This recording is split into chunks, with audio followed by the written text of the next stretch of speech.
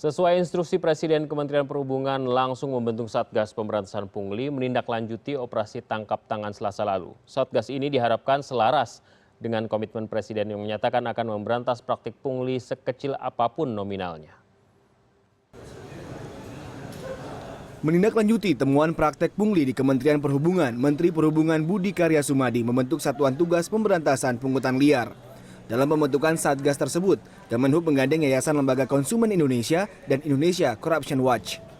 Satgas Pemberantasan Pungli dibentuk dengan 3 tugas pokok, yakni memperbaiki layanan pengaduan masyarakat, mengurangi simpul-simpul birokrasi, dan menindak pelaku pungli. Terkoordinasi, tetapi kita independen. Jadi kita bisa melakukan kegiatan tanpa harus melaporkan. Karena kita pikir dengan kita didampingi oleh ICW dan YLKI, kita punya suatu independensi dan punya legitimasi untuk melakukan. Dan toh apa yang kita lakukan itu transparan, tidak kita membabi buta dan semua orang dicurigai, tidak. Jadi memang bagi mereka yang punya masalah yang kita lakukan. Pembentukan Satgas Pemberantasan Pungli didasari oleh instruksi Presiden usai operasi tangkap tangan yang dilakukan kepolisian di Kementerian Perhubungan. Presiden Jokowi menegaskan tak akan berkompromi terhadap praktek pungutan liar meskipun nilai kerugiannya kecil. Menurut Presiden, sekecil apapun nominalnya berpotensi menimbulkan praktek korupsi yang jauh lebih besar. Sampaikan yang kecil-kecil, ini 100.000, 50.000, tapi kalau dari Sabang sampai Merauke, ada di kantor-kantor, ada di instansi, ada di pelabuhan, ada di jalan raya. Kalau dihitung 30-an triliun. Kalau urusannya gede-gede, yang miliar, yang triliun, urusannya KPK. Tapi yang urusan kecil-kecil biar urusan saya. Saya urusan 10.000 nggak apa, urusan 100.000 nggak apa, urusan 200.000 nggak apa, tapi masyarakat senang.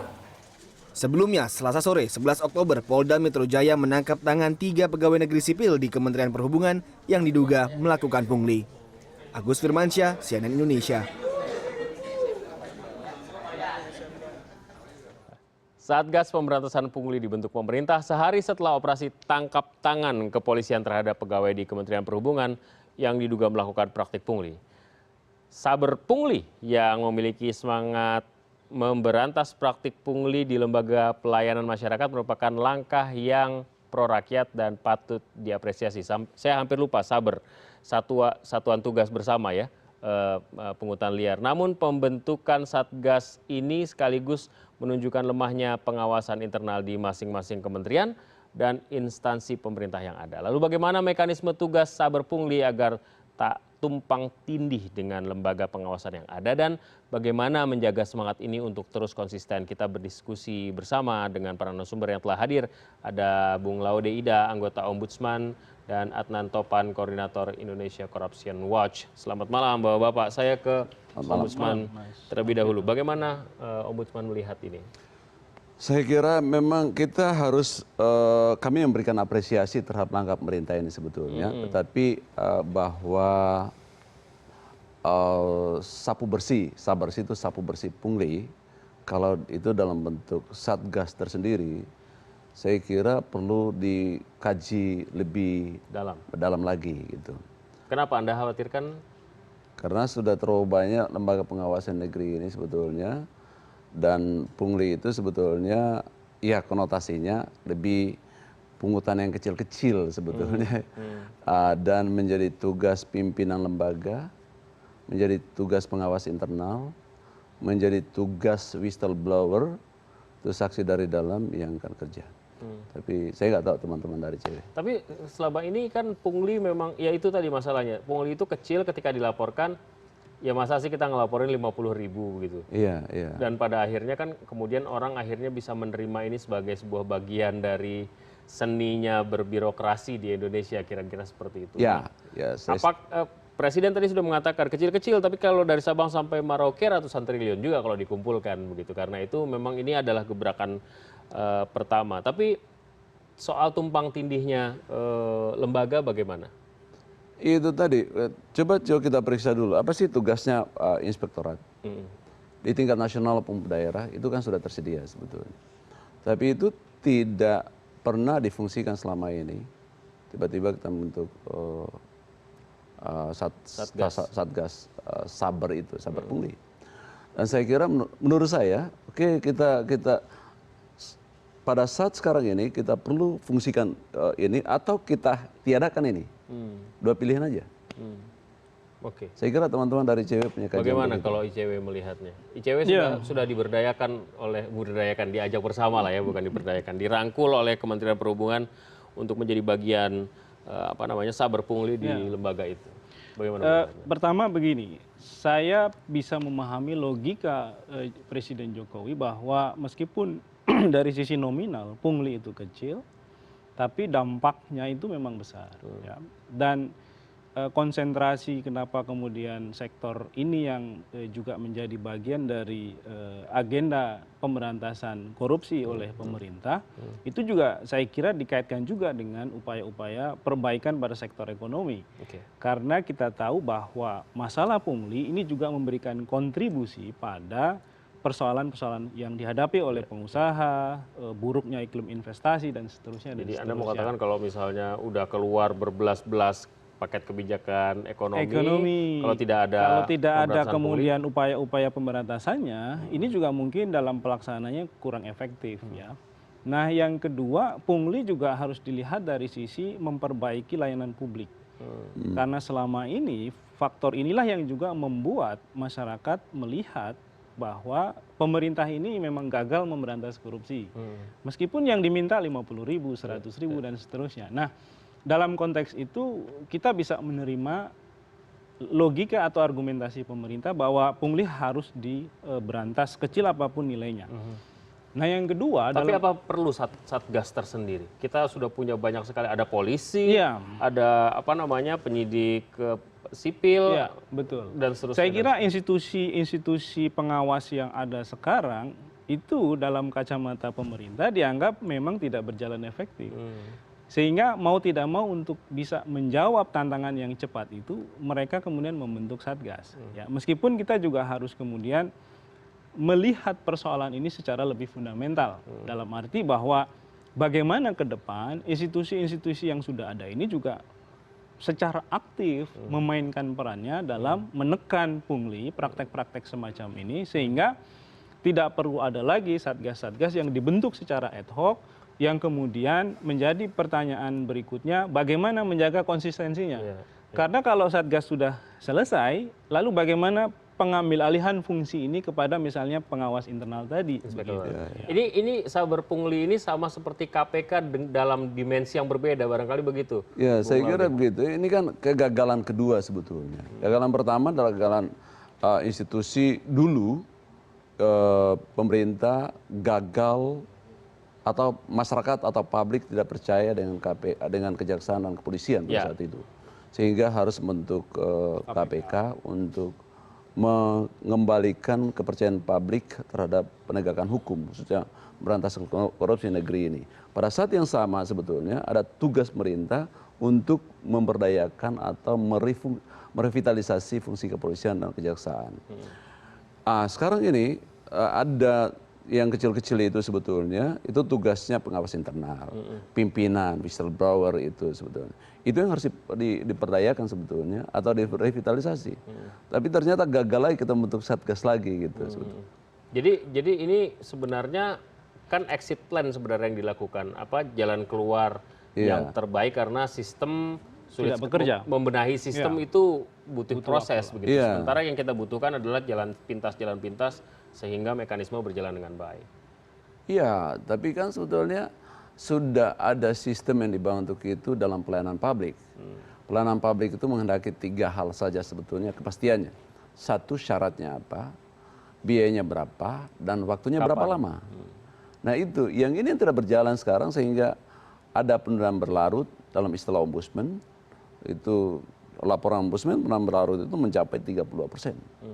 Kenapa ditunda berlarut? Itu juga kan dipertanyakan. Di sana juga ada isinya karena tidak dilayani, tidak ada pemberian itu, bentuk pungli itu saya kira. Tapi inspektorat itu juga sebenarnya kan bagian dari sebuah sistem, dia subsistem dari sebuah sistem yang permanen begitu. Ya. pejabatnya juga levelnya bukan nggak tanggung-tanggung eselon 1 itu kan.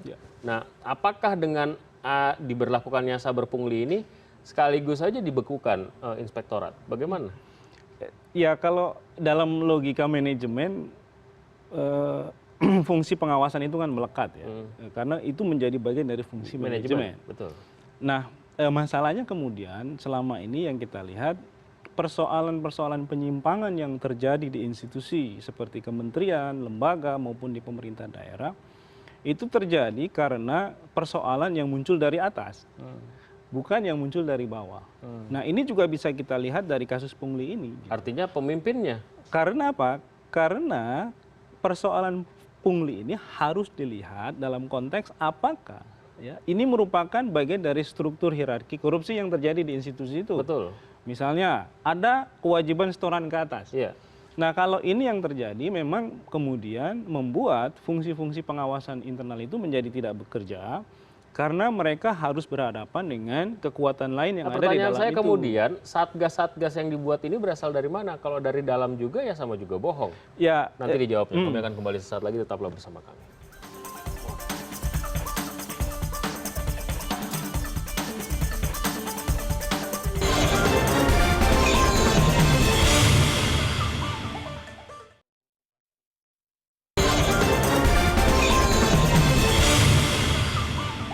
Baik, kita lanjutkan perbincangan ini.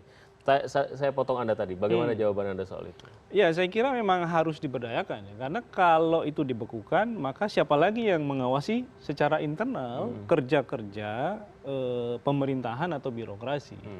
Nah, masalahnya kan kemudian bagaimana melakukan pemberdayaan itu.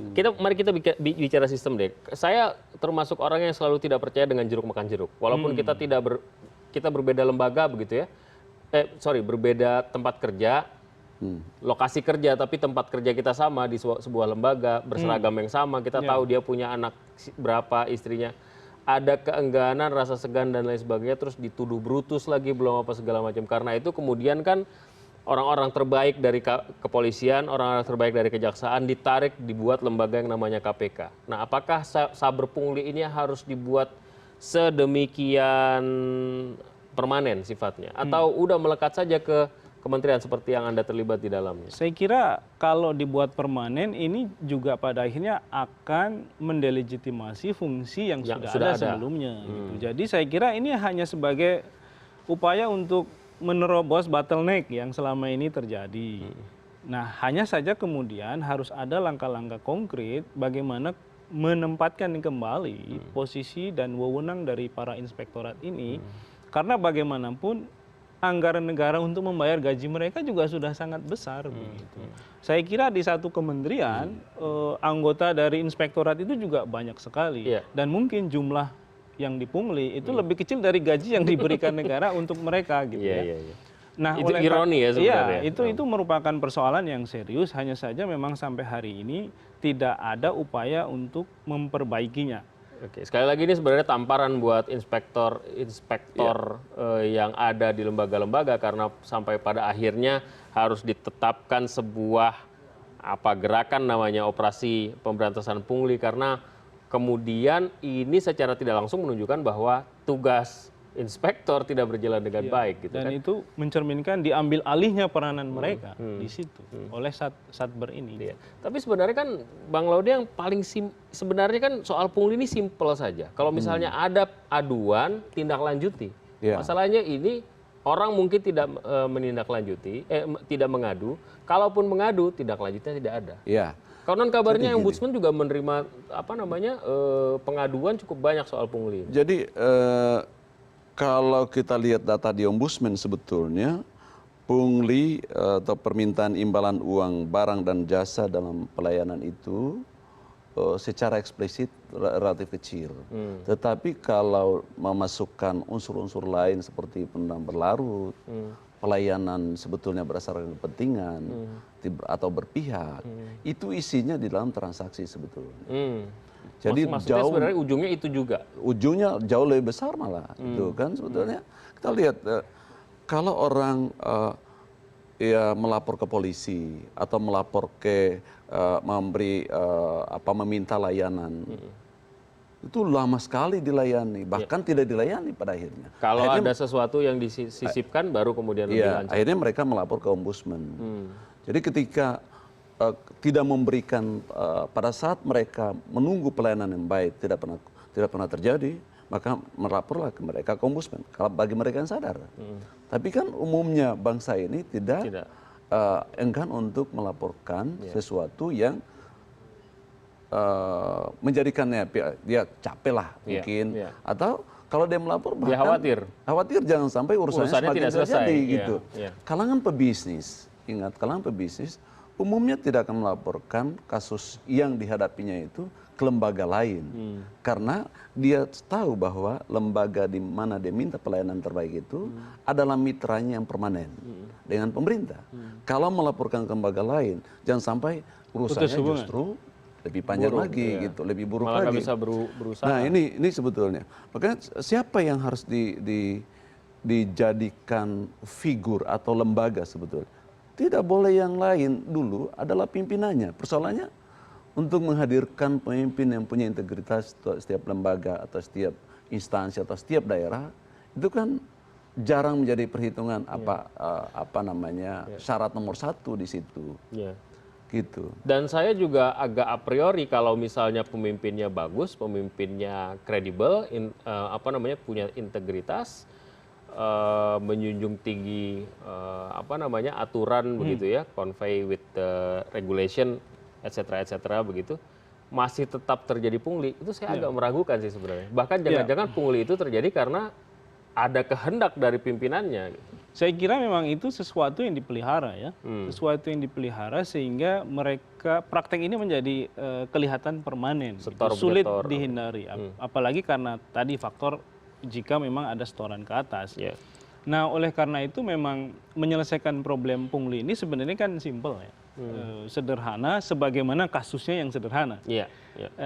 Salah satu contoh misalnya tadi bagaimana membuat sistem pelayanan itu menjadi transparan, waktunya jelas, biayanya jelas. Kalau ada biaya dijelaskan berapa biayanya dan kemana harus membayar. Tapi kemudian nanti akhirnya ada ruang yang bisa dipakai untuk bermain, misalnya waktu misalnya. Durasi yang dipakai, kan kita bisa bilang ya waktunya sekitar 1 hari, tapi kan Anda lihat antriannya, Anda mungkin bisa 3 hari, bisa 5 hari yang diprioritaskan. Iya, saya kira kalau bicara soal perbaikan pada sistemnya, itu kan memang ujungnya juga adalah pada pelaksananya. Mereka bisa saja memperdayakan sistem, seperti yang terjadi di Kemenhub sebenarnya. Karena aturan main yang ada itu sebenarnya semua layanannya online. Tapi kenapa kemudian banyak yang pergi ke sana mengurus sendiri dan kemudian harus membayar pungli itu? Karena apa? Karena lebih cepat, lebih pasti, lebih... Faktornya banyak, tapi yang lebih banyak adalah ketidaktahuan kalau layanannya sudah online. Nah persoalannya kemudian mungkin ya, karena kita belum melakukan kajian secara lebih detail mengenai kasus ini, mungkin saja kemudian kalaupun tidak melalui online, pelayanan itu tetap diberikan begitu. Sehingga ini menimbulkan, ada dualisme gitu. Iya, ini menimbulkan peluang bagi terjadinya permintaan-permintaan tadi. Ya. Bagaimana kemudian salah satu caranya di-online-kan semua saja begitu? Ya saya kira itu merupakan salah satu jalan yang tapi tidak semua akan memotong ini adalah sebuah proses atau sebuah upaya untuk membypass berbagai macam upaya-upaya pemberantasan pungli, karena kalau semuanya diserahkan ke polisi nggak mungkin. Ini kasus kecil. Polisi juga punya masalah dengan pungli dan polisi kita tidak sendiri boleh punya masalah itu. dengan itu, yang sampai hari ini juga belum bisa diselesaikan secara tuntas. Nah, membypass proses ini dan membuatnya lebih transparan itu salah satu cara.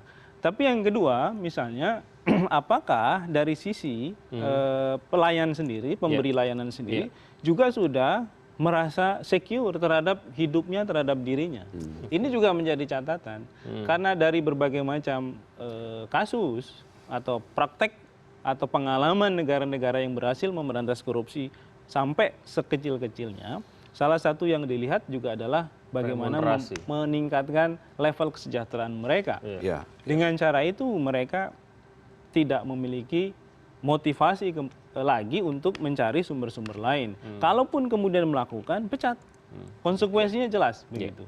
Nah ini yang saya kira harus jadikan sebagai rumusan ke depan, sehingga kita tidak menyerahkan kembali lagi persoalan ini ke polisi. Ini poin ini penting. Saya sering angkat masalah kesejahteraan itu untuk pegawai negeri, untuk baik sipil maupun TNI, Polri gitu. Karena sebetulnya paling memprihatinkan tuh standar kesejahteraan pegawai negeri sendiri. Bukan saja, terutama bukan saja pada saat mereka sedang aktif, tetapi pada saat mereka purna tugas. You bisa bayangkan gaji pendapatan mereka purna tugas hanya 75%, paling tinggi dari gaji pokok. Pensiun itu. Dari Pensiun. gaji pokok. Iya, pensiun. Pada Minus saat pensiun. tunjangan dan lain sebagainya Iya, itu. pensiun ya. Lalu mau hidup dengan apa? Sementara kalau dia kerja dengan bersih dari awal sampai akhir tugasnya, Tetap tidak bisa menabung. Tetap tidak bisa menabung apa-apa. Nah ini yang perlu dipikirkan sebetulnya, social security pada waktu masa pensiun.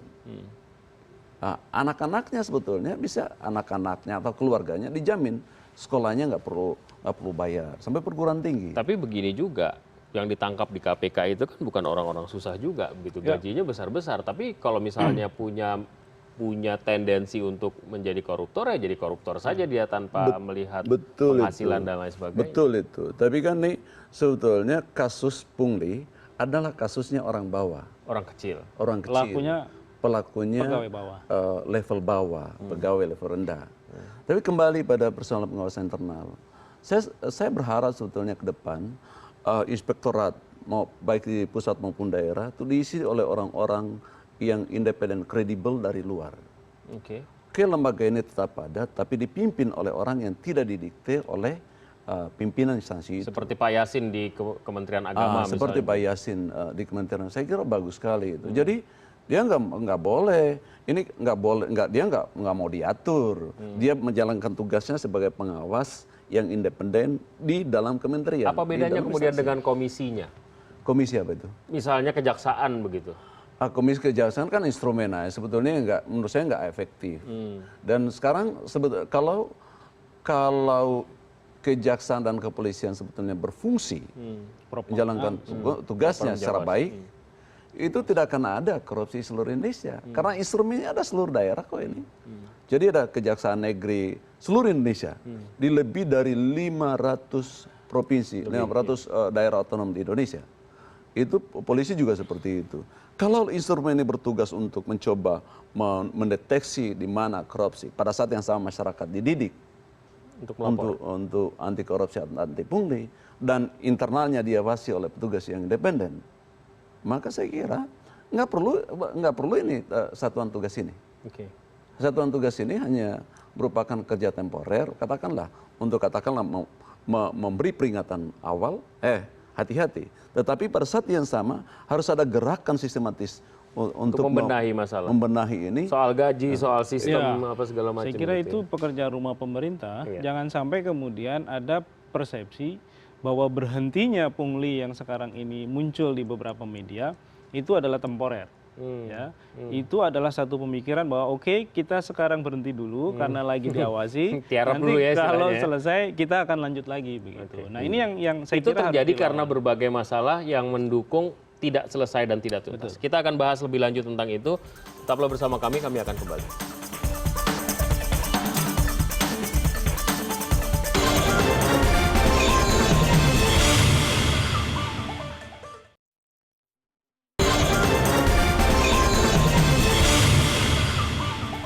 Baik, kita lanjutkan perbincangan ini. Jadi Satgas itu satu hal, tapi hal-hal yang terkait dengan pemberantasan pungli tidak semata-mata hanya karena orang-orangnya ditindak begitu ya, menurut Anda ya? Saya kira kalau penindakan saja nggak akan ampuh. Ya. Penindakan itu hanya untuk melihat gejala persoalan. Bahwa ini ada masalah, ada penegakan hukum. Tapi kalau yang kecil-kecil itu penyelesaiannya dengan menindak, ya ini akan lestari. Karena begitu polisi kehilangan energi, mereka akan muncul lagi. Sepanjang stimulusnya terus dipelihara. Nah stimulus itu apa? Macam-macam. Satu tadi, karena dipelihara oleh atasan, mengingat ada mekanisme setoran misalnya. Betul. Kedua, memang ada need, ada kebutuhan dari pelakunya, karena misalnya kesejahteraannya nggak cukup. Nah yang ketiga ada kesempatan karena sistemnya tidak memadai. Nah 3 hal ini yang harus dibenahi secara jangka panjang. Karena dengan membenahi secara lebih komprehensif, kita masih bisa berharap pungli bisa diberantas secara permanen dan kemudian kita menciptakan sistem baru yang lebih transparan, yang lebih akuntabel dan masyarakat bisa berpartisipasi lebih aktif di situ. Ya. Ini penting untuk kita pahami karena yang ini kan sekarang lagi digalakkan pemberantasan punglinya. Ya. Dan orang kemudian berpersepsi pemberantasan pungli itu adalah orang-orang yang tadinya biasa memeras atau kemudian membuat kondisi sedemikian rupa akhirnya kita yang membutuhkan layanan harus membayar uang tambahan itu diberantas. Ya. Dan itu akan ditetapkan berdasarkan perpres gitu kan.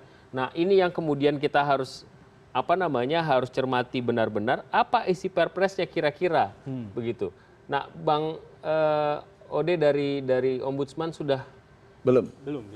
belum diajak bicara Belum diajak bicara soal itu. Tapi perlu nggak sampai perpres? Saya kira ini kalau dianggap urgen atau dianggap emergency gitu, darurat, saya kira perlu. Tapi menurut saya ini kita belum kerja untuk merevitalisasi fungsi dan peran kelembagaan yang ada. Gitu. Seharusnya Pak Jokowi sebagai presiden menginstruksikan semua lembaga pimpinannya itu menjadi komandan untuk melakukan pencegahan dari dalam. Inspektoratnya menjadi instrumen yang sehari-harinya secara aktif.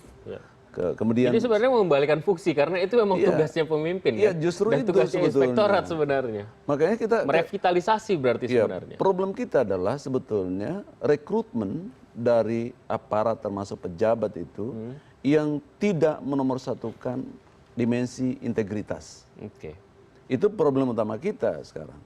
Jadi nanti kita ingin mencoba membersihkan sendiri, padahal sebetulnya ada petugas-petugas yang kita sudah bayar untuk itu. Jadi rakyat bayar ganda ini upah kepada penyelenggara administrasi pemerintahan. Ya. Satu sudah bayar presiden, bayar pemimpin, bayar aparat, bayar lembaga yang ini lagi. Ini kerugian rakyat sebetulnya. Kenapa? Ini kan kita kenapa Ya, tidak fungsinya fungsikan ditegakkan itu? saja lah. Iya. Ada inspektorat, ada menteri, ada inspektorat. Iya. Dan ini ada ombudsman juga. Dan ada ombudsman. Ombudsman kan ini pengawas pelayanan publik di Indonesia ini ada 3. Satu politik itu DPR. Kemudian independent ombudsman. Yang ketiga adalah masyarakat, ICW dan sebagainya. Ini fungsi teman-teman ini. Jadi fungsi kita bentuk, kita aktif di LSM sejak dulu ya. Jadi kita menganggap ini adalah fungsi masyarakat yang secara langsung sebagai watchdog terhadap kebijakan, terhadap pelayanan dan sebagainya itu. Jangan diambil lagi ini, ada lembaga baru lagi. Itu. Itu namanya sekali lagi pajak makin habis. makan habis untuk itu. Sementara anggaran juga dipotong sama Menteri Keuangan sekarang. Saya kira Gimana kalau ICW? Kalaupun ini sudah kadung dibentuk fungsinya lebih pada bagaimana membangun platform kerja yang lebih konkret untuk membenahi semua persoalan yang terkait dengan lahirnya atau asal-usul dari kenapa pungli terjadi dan kenapa pungli itu lestari di situ. Gitu. Modelnya penindakan atau pencegahan? Saya kira itu kombinasi karena sama seperti KPK juga berarti? Efek kejut itu diperlukan.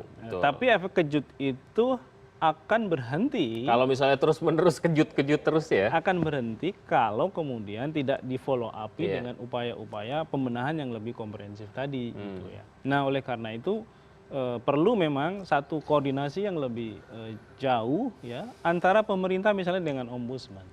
Jadi saya kira ombudsman jangan ditempatkan dalam posisi yang netral karena misalnya alasan ombudsman adalah lembaga independen. Bukan lembaga pemerintah. Padahal semestinya ini menjadi fungsi koordinasi yang bisa dilakukan oleh pemerintah mengingat ombudsman mungkin memiliki data yang lebih valid mengenai itu gitu ya. Seperti ada laporan, ada modus barangkali yang diterima saya kira ombudsman begitu ya, sehingga akhirnya orang bisa dan juga merumuskan bersama-sama bagaimana strategi jalan keluarnya bersama-sama dengan ombudsman.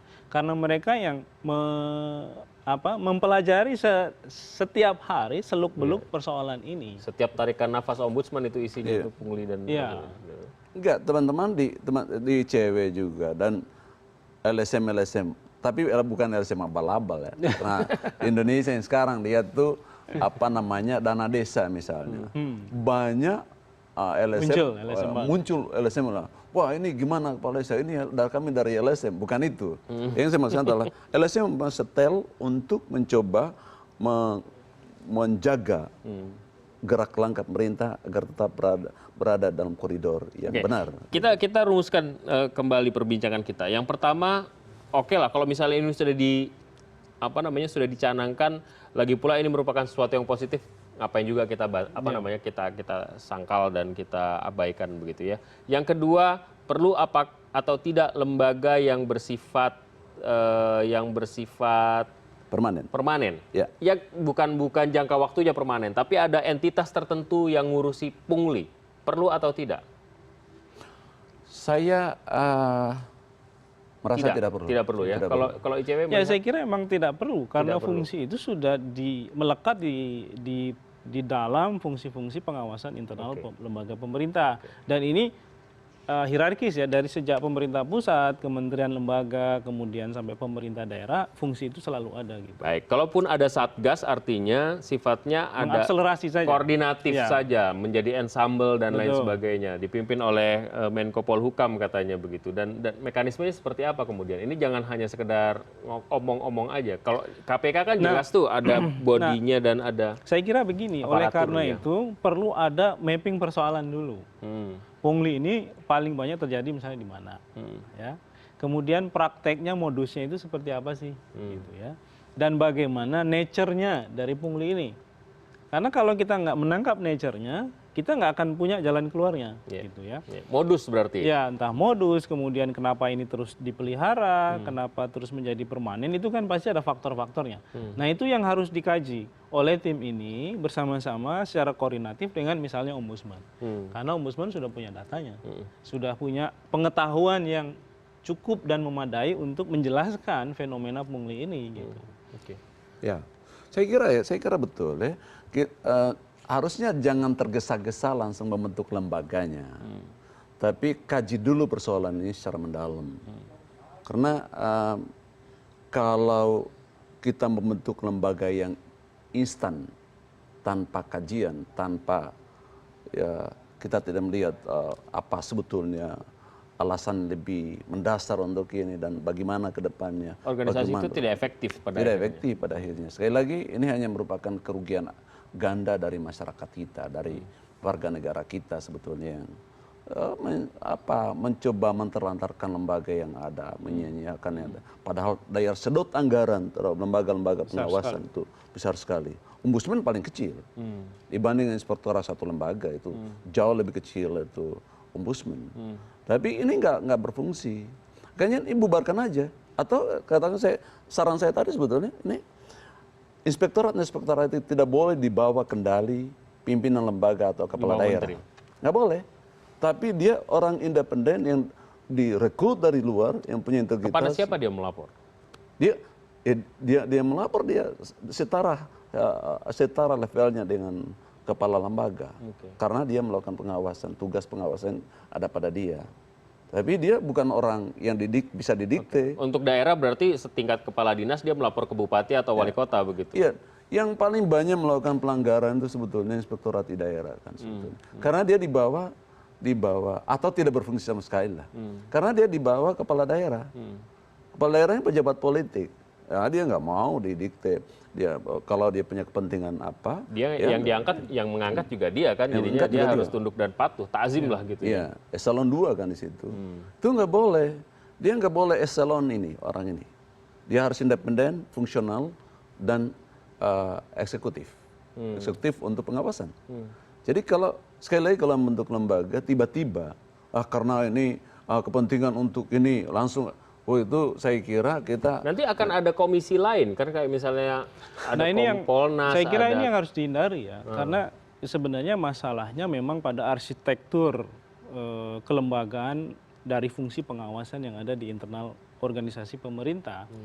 Tapi memang kita tidak serta-merta selalu mengusulkan jalan keluarnya adalah menarik itu keluar dan menjadi lembaga independen.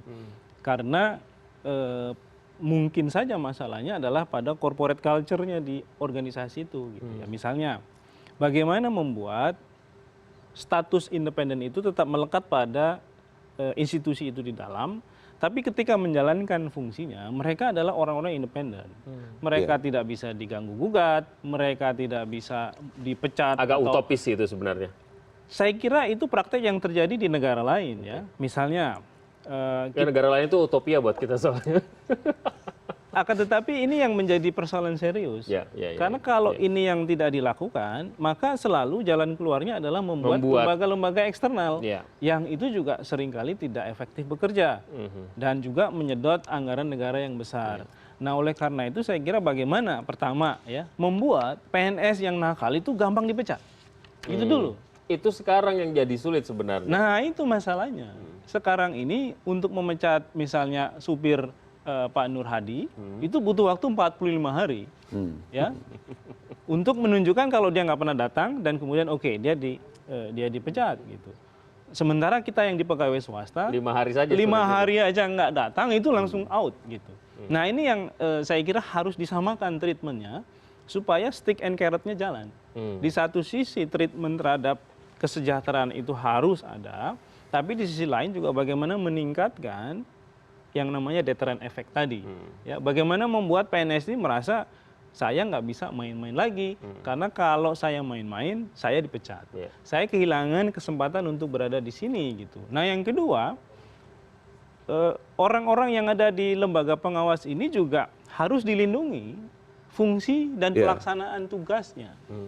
Jangan sampai kemudian karena ada temuan, ada laporan, justru mereka ini disingkirkan atau dikucilkan atau dinonjobkan atau dipindahkan ke tempat lain. Nah, proteksi itu harus ada di dalam aturan main. Itu artinya sekaligus juga ada fungsi punishment and reward bagi mereka yang bekerja di instansi pemerintah. Whistleblower yang Anda katakan itu. Jadi jangan ini orang-orang yang bersih itu nggak akan pernah dipromosikan secara baik itu, karena ternyata yang dipromosikan itu adalah orang-orang yang justru dia membayar, suka menyetor gitu. Lihat aja siapa sih yang jadi pejabat-pejabat yang pada level-level atas itu sebetulnya. Itu kadang-kala kita dengar ya, ini tercium, tapi nggak bisa belum bisa terbukti. Tapi kalau kita pakai sistem punishment reward, maka kemudian yang justru yang menjadi whistleblower, yang menegakkan aturan ini, itu harus dipromosikan. Pada saat yang sama sekali lagi, mereka faktor kesejahteraan nggak boleh lupakan, khususnya untuk jaminan setelah pensiun. Jadi cerita soal pemberantasan korupsi bukan hanya memberantas siapa yang melakukan pungli dan prakteknya, tapi jauh lebih dari itu. Soal faktor-faktor yang menyebabkan mengapa pungli terjadi dan apa yang kemudian timbul jika seandainya pungli dihapuskan, itu juga harus dipikirkan oleh pemerintah. Dan pemerintah harus siap untuk itu gitu. Jangan di Kementerian Perhubungan sendiri fasenya baru sampai memberantas itu dulu. Di Kementerian Perhubungan sendiri kebetulan kan ICW juga diminta untuk menjadi anggota tim. Tapi memang fase untuk mendiskusikan persoalannya itu belum sampai ke sana. Kita baru diminta untuk menjadi anggota, kita siap. Kita kemudian kemarin ada konferensi pers bersama. Tapi beberapa waktu ke depan ini akan ada meeting pertama untuk membahas mengenai ruang lingkup pekerjaan, kemudian kira-kira wewenang yang ada di kami ini seperti apa begitu. Jangan sampai juga ini menjadi semacam bunga-bunga saja dari pembentukan tim. Kelihatannya kan kalau mengajak ICW itu kan heroik gitu kesannya kayak pemberantasan korupsi. Saya kira kalau alasannya Pak Budi Karya kemarin supaya ini transparan. Saya nggak mau terkesan ini kita lakukan diam-diam, tapi kemudian publik tidak tahu. Nah, supaya publik tahu sejak awal kami undang ICW, kami undang YLKI. Itu alasannya. Dan ICW mau menerima itu karena pertama, ini adalah tawaran dari dalam. Sesuatu yang kalau kita dorong-dorong dari luar seringkali tidak berjalan. Nah, kalau sudah tawaran dari dalam, otomatis kita melihat ada kemauan, ada will yang kuat.